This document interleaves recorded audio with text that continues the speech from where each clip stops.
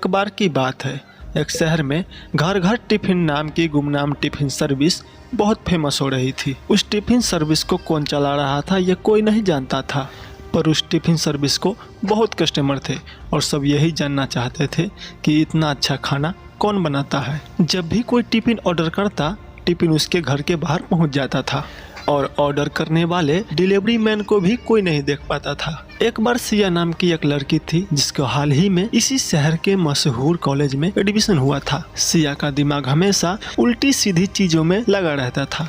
सिया एक YouTube channel चलाती थी जिसमें वह अजीबो गरीबों और भूतियों जगह की वीडियो बनाकर डाला करती थी। सिया को व्यूज भी बहुत अच्छे मिलते थे। सिया इस शहर में नई थी, इसलिए वह रूम किराए पर लेकर रह रही थी। एक दिन वह अपने फ्रेंड से बात कर रही थी। अरे यार पिंकी, मैं तो ये रोज रोज बाहर कैंटीन का खाना खाकर न थक गई हूँ।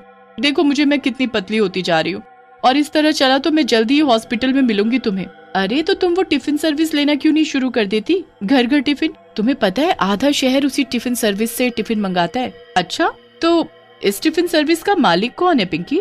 वो तो कोई भी नहीं जानता। क्या? हाँ, अरे सिया, लोग इस टिफिन सर्विस को गुमनाम टिफिन सर्विस भी कहते हैं।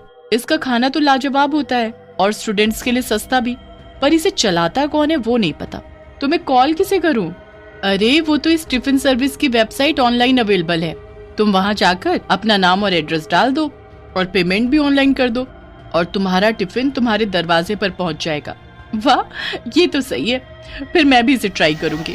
ओके सिया, चलो मैं चलती हूँ। पिंकी को जाने के बाद सिया भी अपने घर निकल देती है और अपने घर पहुंचते ही टिफिन सर्विस नाम की वेबसाइट ओपन कर देती है और अपना नाम और एड्रेस उसमें डाल देती है। कुछ ही देर में उसके घर की डोरबेल बजती है। सिया दौड़कर डोर खोलती है, पर उसके बाहर उसको कोई नहीं दिखता। दिखती है सिर्फ टिफिन बॉक्स जो जमीन पे रखा था। उसे रख के वहाँ कौन गई उसे सिया नहीं देख पाती।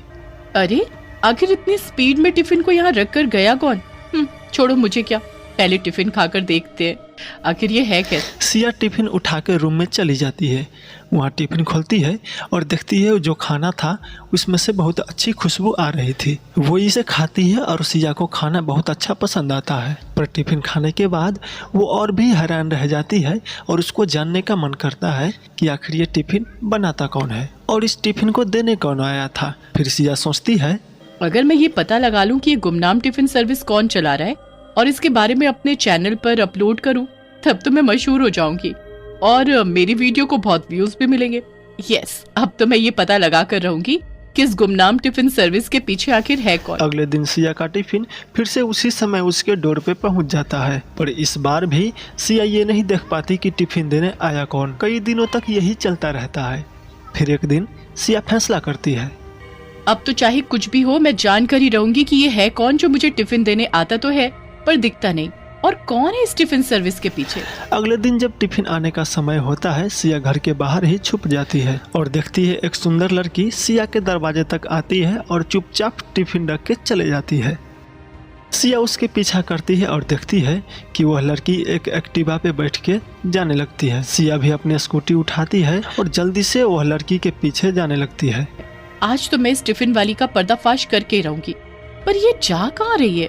ये तो एकदम शहर के बाहर की तरफ कहीं जा रही है। वो लड़की अपनी गाड़ी में बैठकर थोड़ी ही देर में शहर के बाहर बने एक खंडर के पास रुक जाती है। ये एक बड़ी सी बिल्डिंग थी जो बिल्कुल सुनसान थी। देखकर यह कहना भी मुश्किल था कि यहाँ पानी और बिजली भी आती होगी। सिया अपने गाड़ी को थोड़ा पीछे खड़ा कर देती है और छुपकर वह लड़की को देखने लगती है। लड़की बिल्डिंग के अंदर जाती है।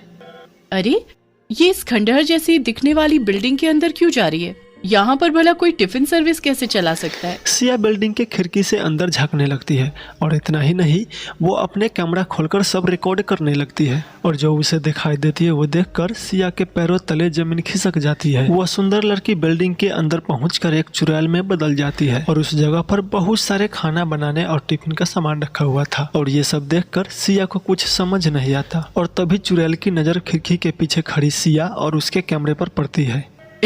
कौन है वहाँ? जल्दी अंदर आओ वरना अच्छा नहीं होगा। सिया चुड़ैल की डरावनी आवाज सुनकर बहुत डर जाती है और उसे कुछ समझ नहीं आता कि क्या करे, इसलिए वह चुपचाप अंदर चली जाती है। कौन हो तुम? और ये कैमरा? तुमने मेरा पीछा क्यों किया?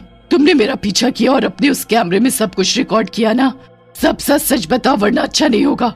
तुम यहाँ से जिंदा बचकर नहीं जा पाओगी। अरे नहीं नहीं नहीं, वो मैं क्या? वो दरअसल मैंने तुम्हारी टिफिन सर्विस मंगाई थी। मैं बहुत दिनों से तुम्हारा टिफिन ले रही हूँ, पर मैं जानना चाहती थी कि आखिर ये टिफिन इतना अच्छा बनाता कौन है, इसलिए आज मैंने तुम्हारा पीछा किया। मुझे लगा अगर मैं ये जान जाऊंगी कि ये गुमनाम टिफिन सर्विस कौन चला रहा है तो मेरे चैनल पर मुझे बहुत व्यूज मिलेंगे। अब तुम्हारी खैर नहीं, तुम्हारी हिम्मत कैसे हुई मेरा पीछा करने की? बोलो क्या किया जाए तुम्हारे साथ? मार दिया जाए कि छोड़ दिया जाए? इतना कहकर चुड़ैल सब्जियों के पास रखा एक बड़ा सा चाकू उठाती है। सिया चाकू देखकर डर जाती है और चुड़ैल से कहती है, अरे अरे रुक जाओ, भला तुम मुझे क्यों मार रही हो? प्लीज मुझे जाने दो। अगर मुझे कुछ हुआ तो मेरा चैनल कौन चलाएगा? वाह, यहाँ तुम मरने वाली और तुझे अपने YouTube चैनल की पड़ी है। नहीं, अगर तू यहाँ से बाहर चली गई तो सबको पता चल जाएगा कि ये टिफिन सर्विस एक चुड़ैल चला रही है और फिर कोई मुझसे टिफिन नहीं लेगा। तभी उस बिल्डिंग में एक बच्चा आ जाता है। वह बच्चा स्कूल ड्रेस में था। वह देखता है चुड़ैल के हाथ में चाकू था और सिया डरी हुई कोने में खड़ी थी। सिया बच्चे को अंदर आता देखकर उसे कहती है, अरे बच्चे, तुम यहाँ क्या कर रहे हो? जाओ घर जाओ, वरना ये चुड़ैल तुम्हें भी मार देगी। बच्चा सिया के बात अनसुना कर देता है और दौड़कर चुड़ैल के गले लग जाता है। सिया ये सब देखकर हैरान थी। नहीं मेरे बच्चे, ऐसा कुछ भी नहीं होगा। मैं इसे यहाँ से जाने ही नहीं दूंगी और ये किसी को कुछ बता भी नहीं पाएगी। चिंता मत करो। क्या ये चुड़ैल तुम्हारी माँ? मुझे तो कुछ भी समझ में नहीं आ रहा। हाँ, ये मेरा बेटा है।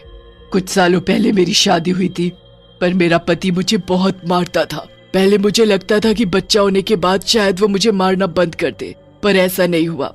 उसने मेरे बच्चे को भी मारना पीटना शुरू कर दिया। वो खुद तो काम करता नहीं था और जब मैं काम करने की बात करती तो वो मुझे भी पीट देता। इसलिए मैंने फैसला लिया कि मैं उसे डिवोर्स दे दूंगी। किसी तरह परिवार वालों की मदद से मैंने उसे डिवोर्स दे दिया और अपनी एक टिफिन सर्विस शुरू की। पर मैं काम कर रही हूँ और खुश हूँ ये जानकर, जैसे उसका सुख चैन चला गया। उसने गुस्से में आकर मुझे और मेरे परिवार को मार डाला। मेरा बेटा उस वक्त स्कूल में था इसलिए बच गया और मैं चुड़ैल बन गई।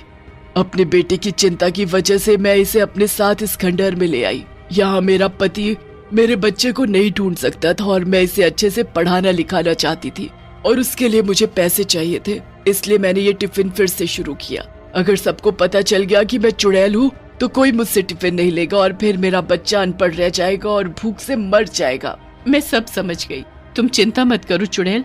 मैं इस सब के बारे में किसी को नहीं बताऊंगी और तुम अपनी टिफिन सर्विस ऐसे चला सकती हो जैसे तुम अब तक चला रही थी। मुझे माफ कर दो, मैं वो वीडियो डिलीट कर दूंगी, प्रॉमिस। ठीक है, तुम जा सकती हो, पर अगर तुमने वो वीडियो कहीं डाली या किसी को इस बारे में बताया तो? नहीं नहीं, मैं ऐसा कुछ नहीं करूंगी और उम्मीद है कि मेरा टिफिन मुझे टाइम से मिल जाएगा। दोनों हंसते हैं और सब ठीक हो जाती है। इसी तरह गुमनाम टिफिन सर्विस हमेशा के लिए गुमनाम ही रहती है।